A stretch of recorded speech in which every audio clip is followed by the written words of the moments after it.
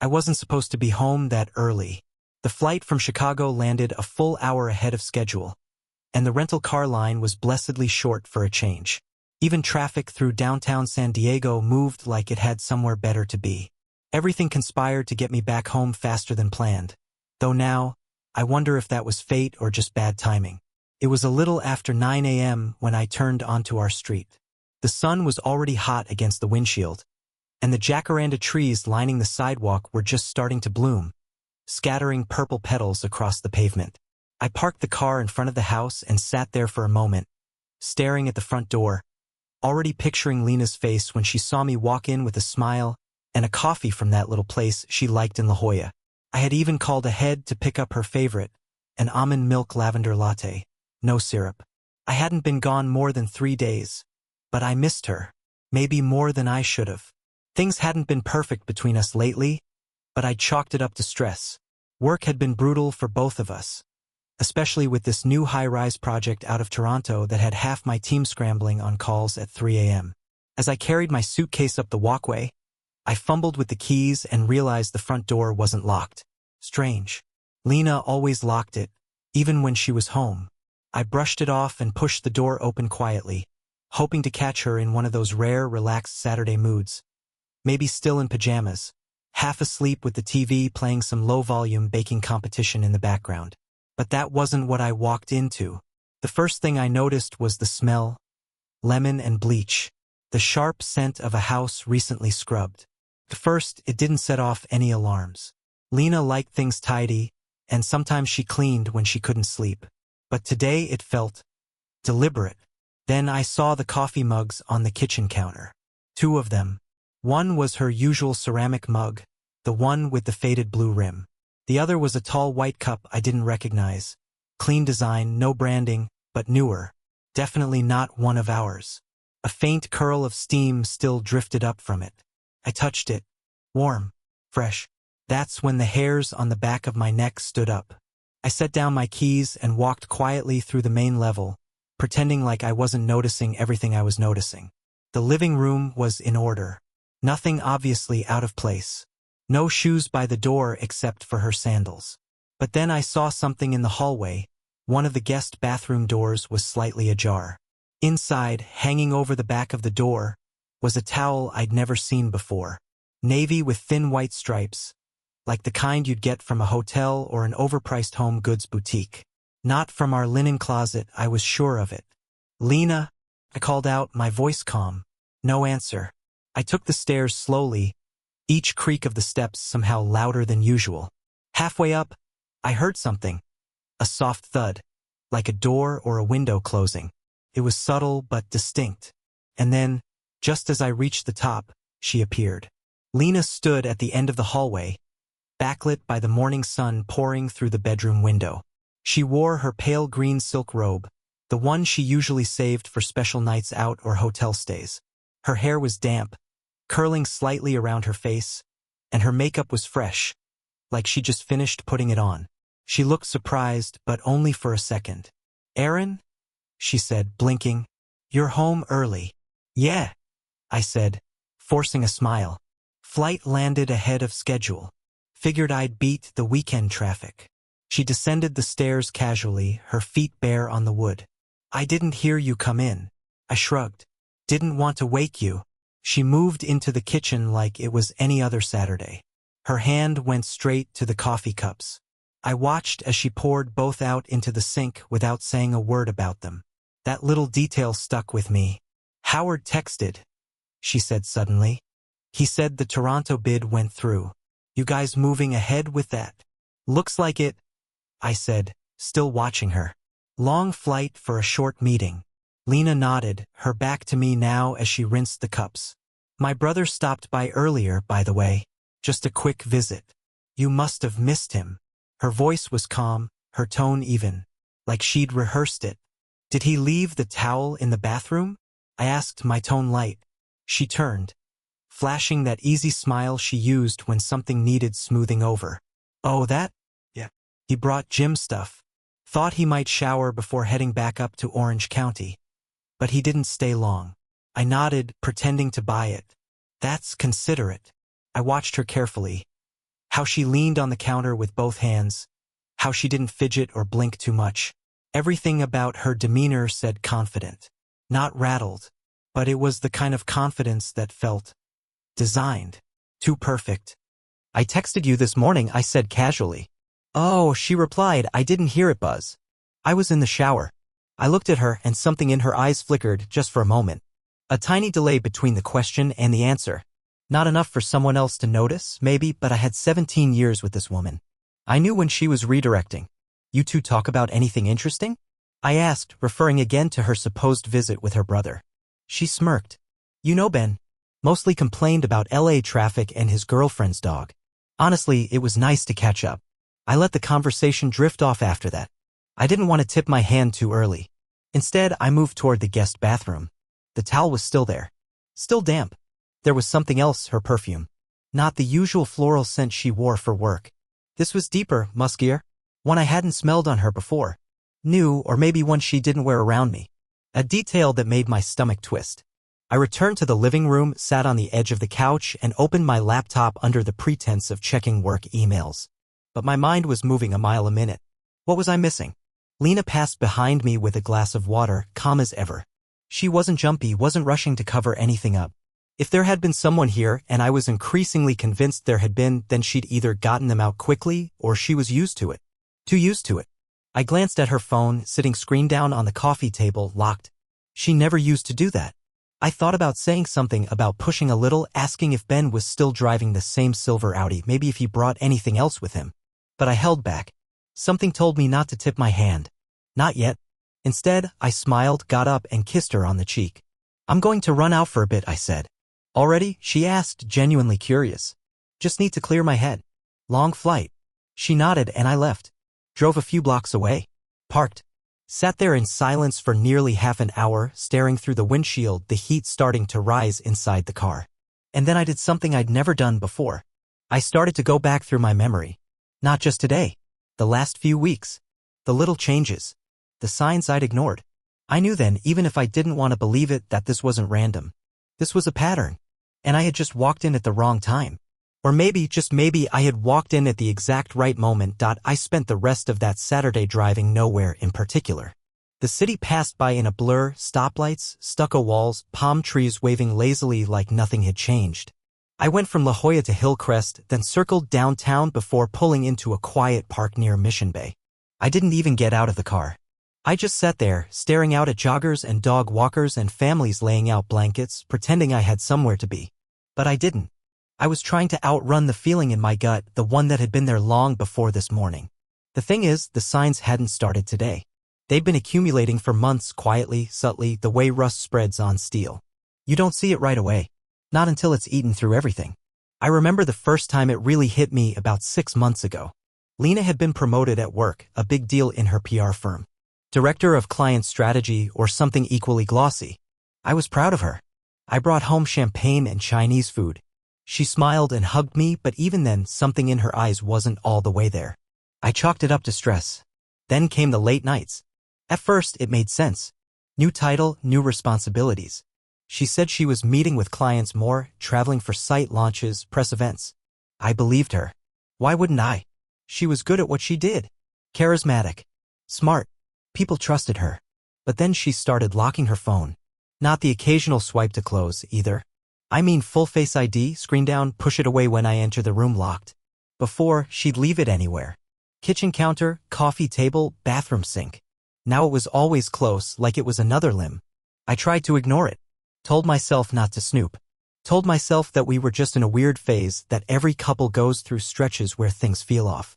I even Googled it, emotional distance in long-term relationships. Got 100 blog posts about communication and self-care and making time for each other. So I tried. I planned a weekend away. Just us, no work. I booked a cabin up in Julian. Cozy, quiet, apple pie and wine and all that. She agreed. Even seemed excited. But then 2 days before we were supposed to leave, she said she couldn't go. Work thing. Last-minute client meeting in San Francisco. I said I understood, but something inside me twisted. The same something that had been twisting since the first time she'd come home smelling like perfume I didn't recognize. Speaking of which, there was that too. Lena had always worn the same scent since we met. Light, floral, clean.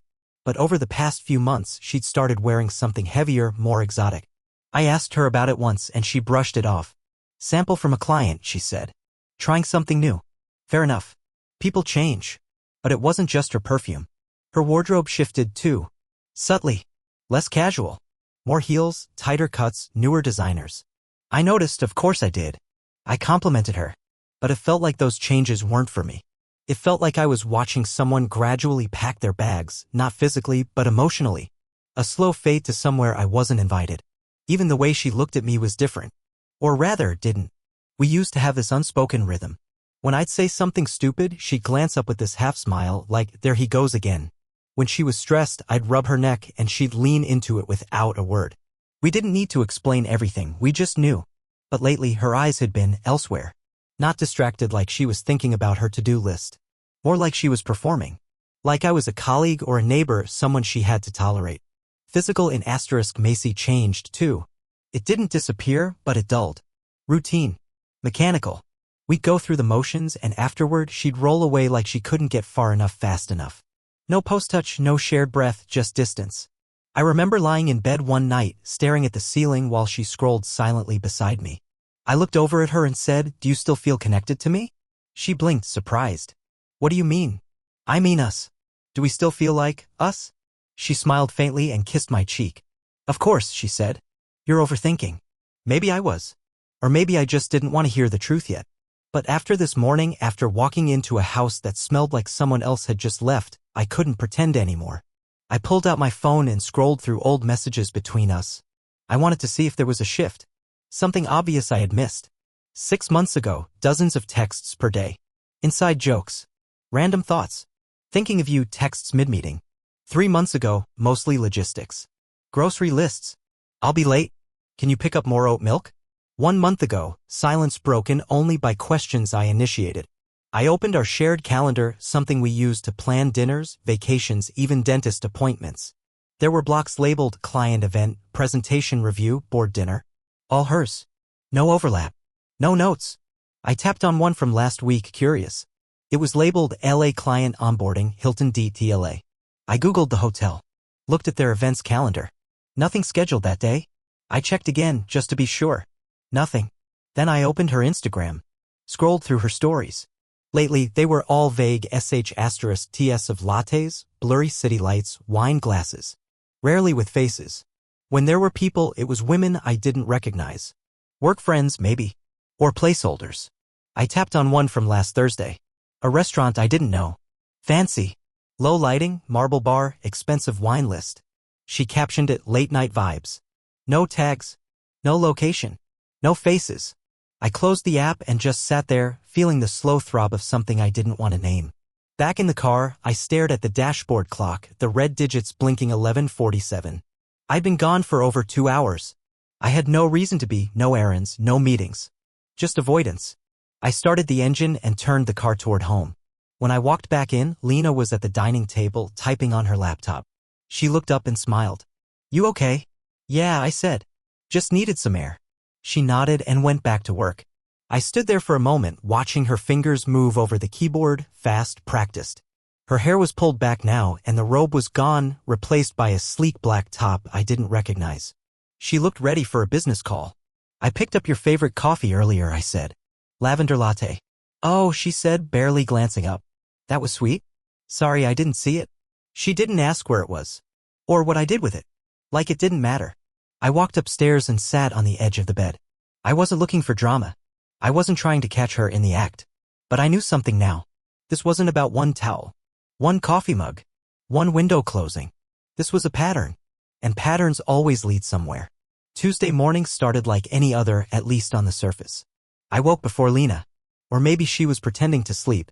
She had that stillness about her, like someone trying too hard to look peaceful. Her back was to me, her hair tucked neatly under the edge of the pillow. I stared at the ceiling for a few minutes, listening to the rhythm of our breathing and wondering when it had become so quiet between us. We moved around each other in the house like strangers now, efficient, polite, each step rehearsed. And maybe I could have stayed in that state of denial if I hadn't walked into the conference room that morning. But I'm getting ahead of myself. The office was only 15 minutes away. Glass building, 6th floor, partial ocean view. I'd helped design the dam automation system for the HVAC a decade earlier. Sensors, energy regulation, motion-activated shading. It was state-of-the-art back then. I'd practically lived in the server room. Built the whole infrastructure from scratch with a couple of interns and a fireproof coffee thermos. I hadn't been in the main conference room in a while. Most of my meetings were remote these days, especially since the pandemic. But we had a new client flying in from Montreal. Big deal, multi-building contract, so I showed up early, wanting to set the tone. I stepped off the elevator, badge still clipped to my belt, and nodded at the receptionist like nothing was wrong.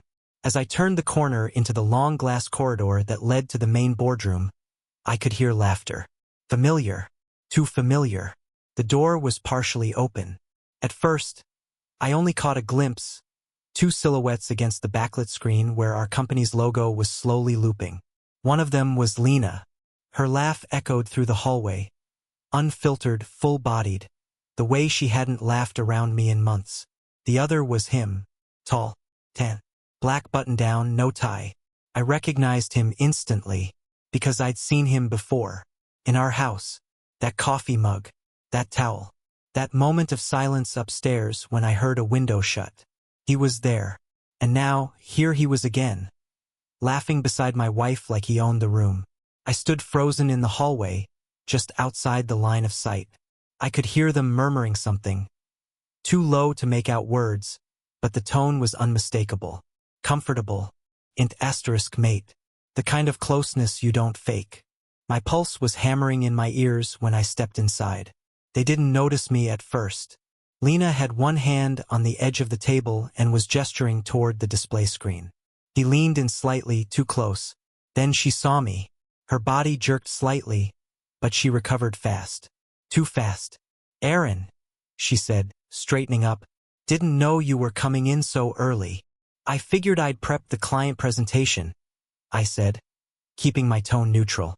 Didn't want to wing it. The man turned slowly to face me. Cool, casual. He extended a hand like this was a normal Tuesday morning.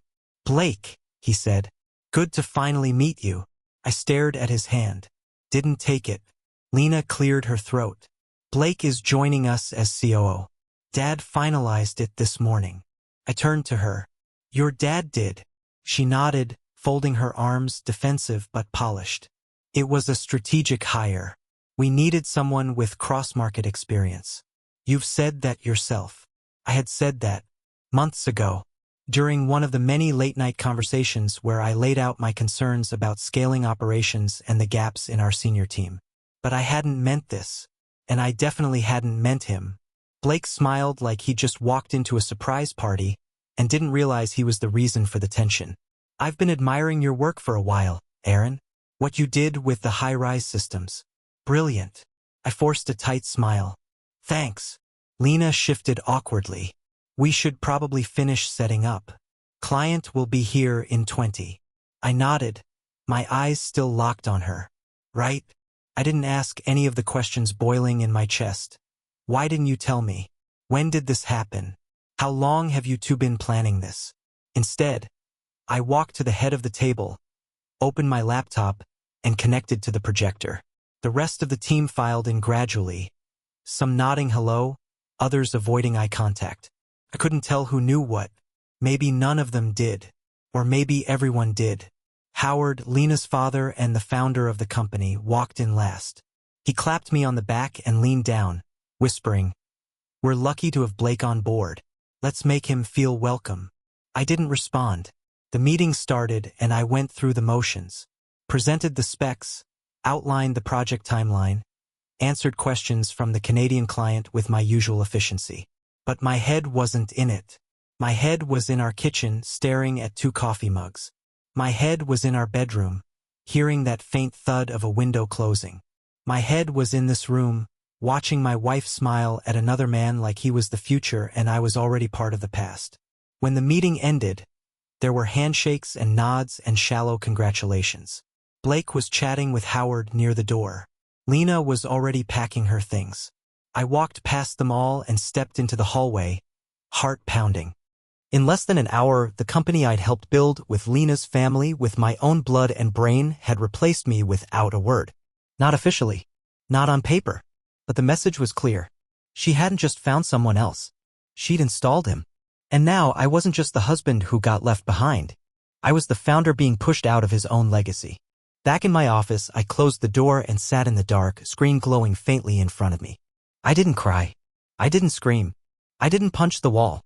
I just sat there, staring at my reflection in the blackened monitor, watching a man try to absorb the fact that everything he thought he'd built was already being rewritten without him. The betrayal wasn't just personal anymore. It was strategic. And that made it war. I didn't leave the office right away. I waited until everyone else had filtered out, until Lena's laugh faded down the hall and Howard's familiar clunk of shoes no longer echoed from the elevator lobby. I sat in the silence, surrounded by framed prints of skyscrapers and award plaques I hadn't looked at in years. The room felt colder than usual. Maybe the building's sensors thought no one was here. Funny. That's how I felt too. A ghost in the place I helped build. Around 7 p.m. I finally stood up, grabbed my laptop and a manila folder I hadn't touched in years, and slipped out the back stairwell. I didn't want to run into anyone, not tonight. Especially not her. I drove home slowly, taking the long way through Point Loma, the radio off, just the hum of the engine and the noise in my head. I didn't know what I'd say to Lena if she was there. Part of me hoped she wouldn't be. Another part of me wished she'd be sitting in the kitchen, ready to lie with the same confidence she'd worn in the boardroom that morning. But when I walked in, the house was empty. No light. No sound. Just the ticking of the old wall clock we got as a wedding gift. Still working. Still keeping time. Still doing what it was built to do, even as everything around it changed. I walked straight into the garage and pulled down the old banker's box from the top shelf. It was heavier than I remembered. Inside was everything from the early days, original contracts, old versions of software licenses, patent filings, schematics, notes scribbled on legal pads. Dust had settled on the lid, but the papers were clean, crisp, neatly stacked in the order I'd left them. I carried the box inside and placed it on the kitchen table. For the next 3 hours I read. Not just scanned, read. Every contract. Every license. Every clause. 10 years ago, when Howard asked me to help expand his modest elevator consulting business into smart vertical integration, I agreed on one condition. I'd retain development rights over the software we built. Not because I didn't trust him, but because I didn't want to fight about ownership down the line. Back then I was optimistic. Naive maybe, but cautious. And thorough.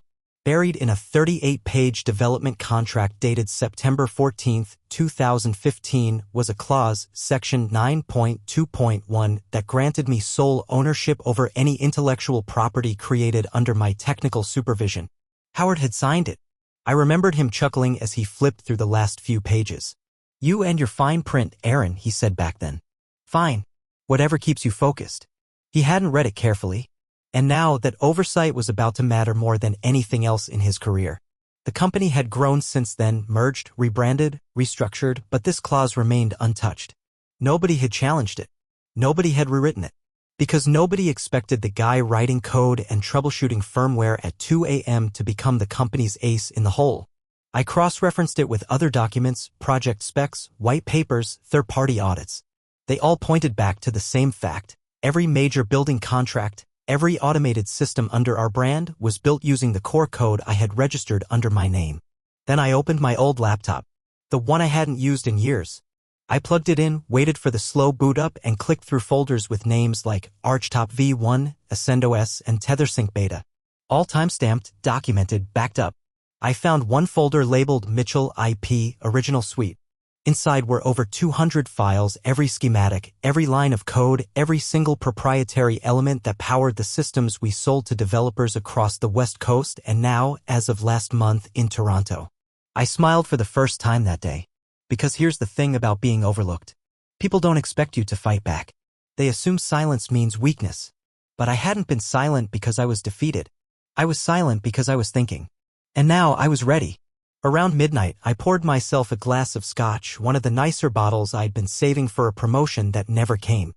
I sat at the kitchen table and stared at the spread of documents, contracts, and blueprints like a general reviewing a war map. This was no longer about Lena. Or Blake. This wasn't even about Howard anymore. This was about my name. My work. My legacy. They had tried to write me out of the story. I was going to write myself back in. and this time in ink they couldn't erase. Lena came home sometime after 1 a.m. I heard the key turn softly like she was trying not to wake me. Her heels clicked faintly against the tile, then stopped when she saw the kitchen light on. She stood in the doorway, still in that sleek black outfit from earlier, lipstick faded, hair loose now. Her eyes moved from the open box to the scattered papers, to me with a glass in my hand and a look she hadn't seen in a while. "You're up late," she said. I didn't answer. She looked at the documents. Her voice changed, more cautious. "What is all this?" I met her gaze. "Old files. Contracts. Remember the development rights you and your dad laughed off 10 years ago?" Her face twitched just barely. "Aaron, what are you talking about?" I gestured to the papers. "I own everything. The code. The systems. The automation specs. Every license tied to this tech runs through my name." She opened her mouth, closed it. "That's not it." "It is," I said, voice flat. "You'll see for yourself soon." There was a pause. "You're not going to do anything reckless," she said carefully. "No," I replied, sipping my drink. "I'm going to do something exact." She blinked. "You're serious?" I didn't answer. She stepped forward. "Aaron, this doesn't have to get ugly." I smiled, not warmly. "I know it's already ugly," I said. "I just decided to stop pretending it isn't." She stared at me, I searching for something softness, maybe. Forgiveness. An opening. She didn't find it. For a long time, we just stood there, two people in a quiet kitchen with 17 years between them and a chasm neither one of us could cross anymore. Finally, she turned and walked down the hall. The guest room door clicked shut. I didn't move. I sat there until the sun began to rise, its orange glow filtering through the blinds, casting long shadows across the documents. The night was over. But the reckoning had just (*n) by the time the sun fully cleared the skyline. I had already showered, shaved, and packed a set of files into a slim leather case. I wore a suit I hadn't touched in months, dark gray, sharp shoulders, tailored back when I still believed my name mattered in that company. I hadn't slept. Didn't need to. The adrenaline had done the job. Lena was still in the guest room. I heard the shower turn on as I grabbed my keys. I didn't say goodbye. She didn't call out. I drove to the office like it was just another morning. Like I wasn't walking in with AK*LL switch tucked beneath my arm. The parking lot was half full, early crew. IT guys, client managers, couple board members who liked to make a show of their 7 a.m. discipline. They nodded to me as I walked past, unaware of what I carried. By 8:15, the boardroom was full. 12 directors.